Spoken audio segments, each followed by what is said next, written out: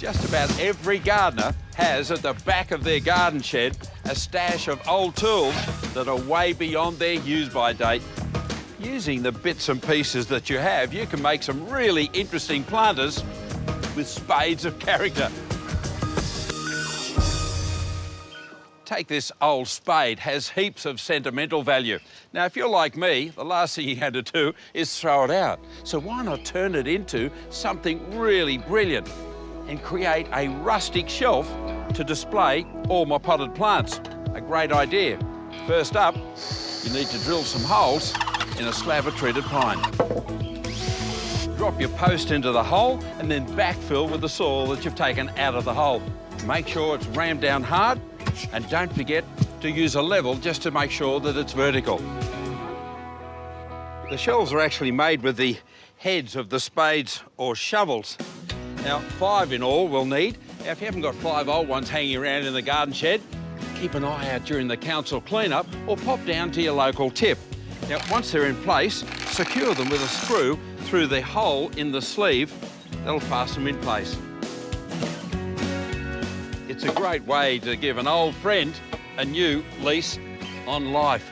You can display all your favourite potted plants and give them pride of place anywhere in your garden. Now, these rusty bits and pieces certainly have some great old world charm.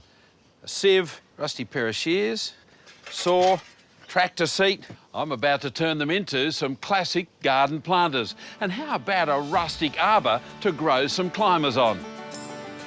I'm turning this sieve into a beaut hanging garden. Firstly, get hold of some chicken wire and just sort of form it onto the edge of your sieve.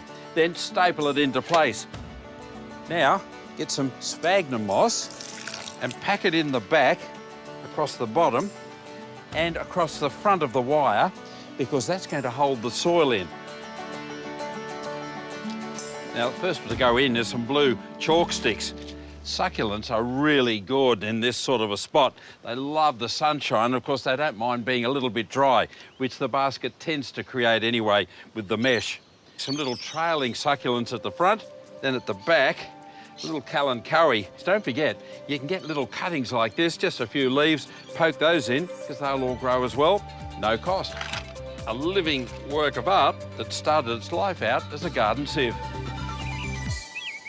A trellis is a really handy way to grow climbers, whether it's in a half barrel on a veranda or out in the garden. Now, for this project, all you'll need are 3 old garden tools with timber handles and some timber stakes.